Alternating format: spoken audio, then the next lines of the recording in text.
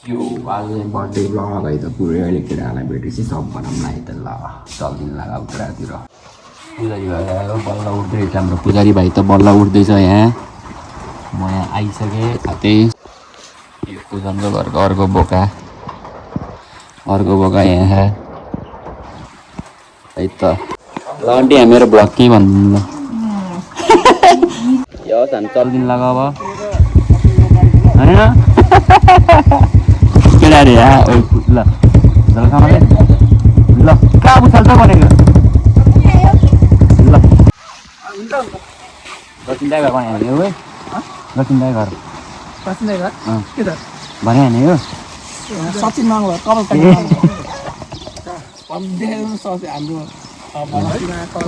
कपालकानी माको घर कपालकानी पछि यता के अरे अब हामी चाहिँ जानु लाग्यो अब बिच बाटोमा भेटौँला के अरे जाने बेला यसो पहिरो सहिरो पर्नु सक्छ त भिड छ त पर्न पनि सक्छ नि ढुक्क पर्दैन होला ढुक्क हो कि जाम हामी गएपछि पर्दैन कि यो हामी चाहिँ जानेछौँ चट्टा लगाएर बनाइन्छ छ यहाँ चट्टा लगाएर बाटो यस्तो हो है चट्टा जाने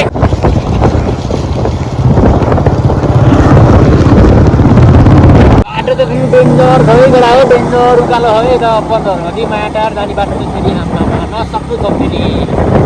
यस्तो छ होइन चट्टा पारामा केटाहरू अब जाँदै हो हाम्रो पाहाडबाट आउँदैछ जाँदैछ जङ्गल साथी मोबाइल चलाउनुहोस् केटा हो हामी चाहिँ यस्तो फ्रेस हुन बसेको है तम्मा यताको भ्यू हेर्न दामी है केटा हो हेर्न हो दामी देख्यो हेर्न पागल देख्यो कि त नि पागल हो त पूजन भाइ पागल यसको कपाल हेर्न खाँदै बाहुन राखेन नि मलाई जाने मैले म त लाने नि रेनकोट गर्न लाग्छु सबै फोन लगा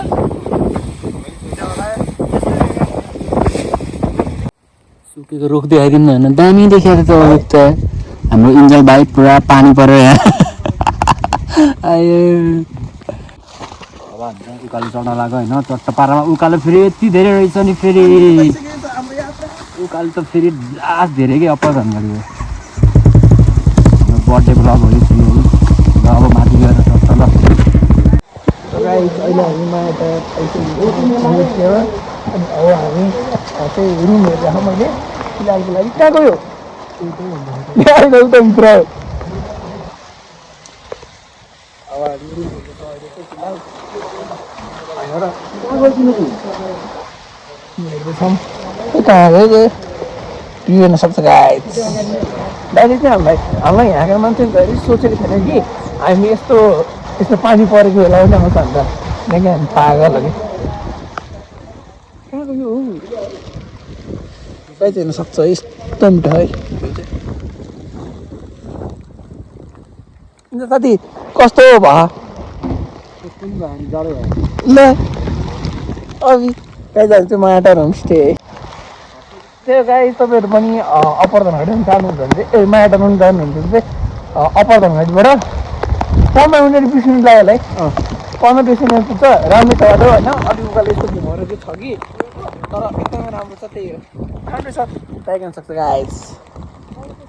दिवस भाइको भ्लगमा दादाको भाइ कस्तो बल देखेको हौ कस्तो शिक्षित आम्बो थप कहाँ ठिक पानी नपरेको भयो कि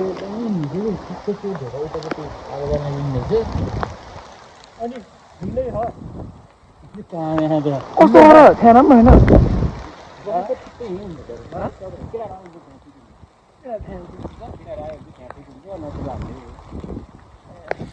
कस्तो भएको नि मेरो भाइ रुमहरू कस्तो लाग्यो तँलाई तर मैले त हेर्न पाएन त्यताको यसलाई अर्कोलाई हेर्न सक्छ गाई एलियन उतापट्टि बगाल है पुजारी है र हामी चाहिँ माटर आइपुगिसक्यो होइन टक्क लगाएर अनि यहाँ हामीले रुम पनि लिइसकेको छौँ ए होइन यता त्यहाँ अब रुम उता 600 पनि थियो हामीले चाहिँ अब भिआइपी पऱ्यो 1000 रुपियाँको होइन टक्क लगाएर यता केटाहरू 600 रुपियाँमा बस्दाखेरि उता अब यस्तै हुन्छ फेरि गाउँतिरको होइन गाउँ त होइन टाउको बजार यस्तो हुन्छ यहीँ टाउको यहीँ ठोक्किन्छ अघि अगाडि ठोक्केको त नि एउटा मात्र रहेछ अब यहाँ त नेटको क्या होइन जे सिकेको छ हामीलाई बाल भएन यसरी बसिरह जाडो भइरहेको पानी डेन्जर परिरह है एउटा हो हामी यहाँ घरै आइसक्यो अब चाप सकेर त्यति भयो हामी घर हुनु पर्यो उनीहरूको अनावरण सक्नुहुन्छ अब चाहिँ नेक्स्ट भ्लग आउँछ हामी दुईजनाको यही खतरावाला भ्लग आउँछ सिधै बिल गर्दै त ल पछि भेट्छौँ है त ल